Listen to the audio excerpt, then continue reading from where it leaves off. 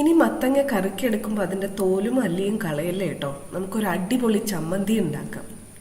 ഇത് ചോറിനും ഇഡ്ലിക്കും ദോശയ്ക്കും ചപ്പാത്തിക്കും വരെ നല്ലൊരു കോമ്പിനേഷനാണ്. നമസ്തേ, ഞാൻ ധന്യ. ഇത് വെജ് കേരള. മത്തങ്ങ കട്ട് ചെയ്യുന്നതിനനുസരിച്ച് അതിൻ്റെ തോലും അല്ലിയും കളക്ട് ചെയ്ത് ഫ്രിഡ്ജിൽ സൂക്ഷിച്ച് വെക്കാം.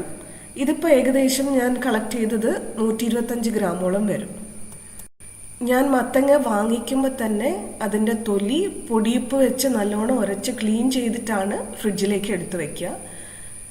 ഒരു പ്രാവശ്യം ക്ലീനിങ് കഴിഞ്ഞു, ഇനി ഒന്നുകൂടെ ക്ലീൻ ചെയ്യാനുണ്ട്. ഞാൻ അതിൻ്റെ സീഡ് അടക്കമാണ് എടുത്തിട്ടുള്ളത് കേട്ടോ. കാണുന്നുണ്ടല്ലോ അല്ലേ?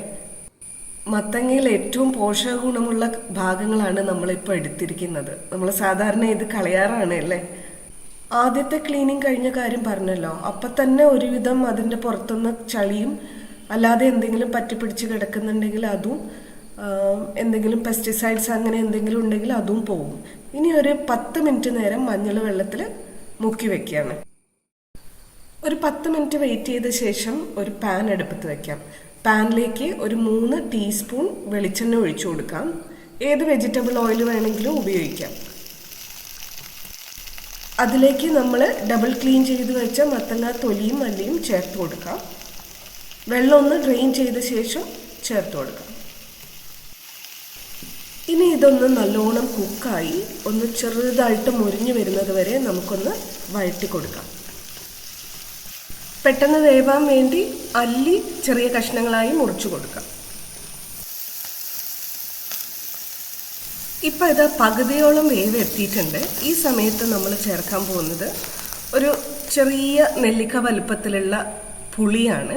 പുളി എന്തിനാ ഇപ്പം ചേർത്ത് കൊടുക്കുന്നതെന്ന് വെച്ചാൽ പുളിയുടെ പച്ച ടേസ്റ്റ് ഒന്ന് മാറി കിട്ടാൻ വേണ്ടിയിട്ടാണ്. പുളിയും കൂടെ ചേർത്ത് നന്നായിട്ട് വഴറ്റി കൊടുക്കുക. പുളിക്കും ഒന്ന് ചൂട് പിടിച്ചു വരണം.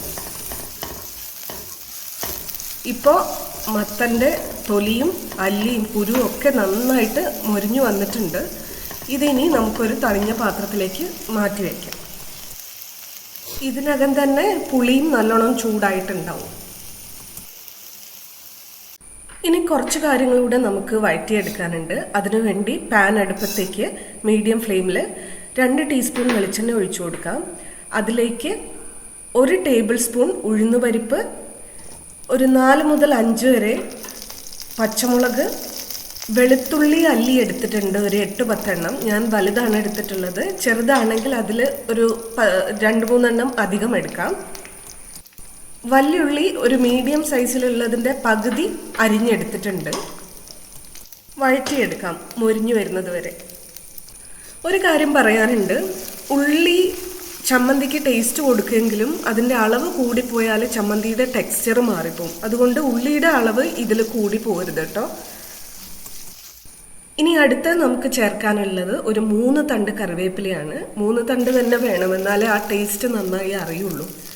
അത് ചേർക്കേണ്ടത് ഇതാ, നമ്മൾ വഴറ്റിക്കൊണ്ടിരിക്കുന്നത് ഏകദേശം ഈ ഒരു പരുവാകുമ്പോൾ നമുക്ക് കറിവേപ്പില ചേർത്ത് കൊടുക്കാം.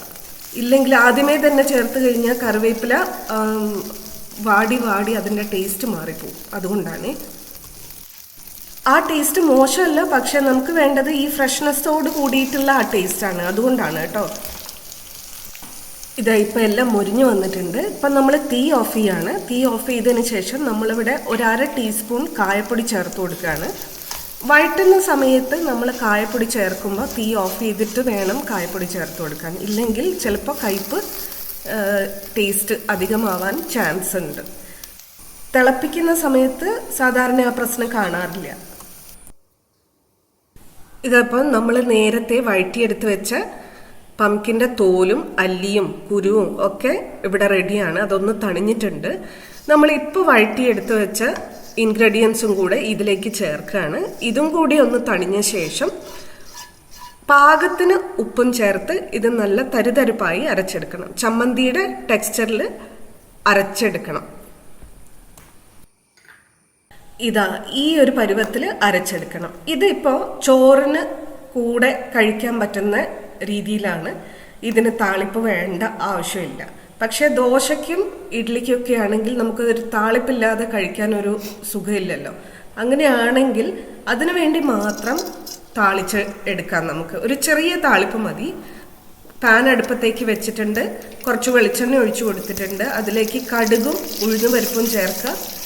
പിന്നാലെ തന്നെ വറ്റൽമുളകും കറിവേപ്പിലയും ഒരു തണ്ട് ചേർക്കുക. അത് താളിച്ച് ഇതിലേക്ക് നേരെ ചേർക്കാം. അങ്ങനെയാണെങ്കിൽ ഇഡ്ലിക്കും ദോശയ്ക്കും ചപ്പാത്തിക്കും ഒക്കെ കൂടെ കഴിക്കാം. അപ്പോൾ എല്ലാവരും വീഡിയോ കണ്ടിട്ട് ഫീഡ്ബാക്ക് കമൻറ്റിൽ ഇടണേ. Thank you for watching. Dhanya from veg Kerala.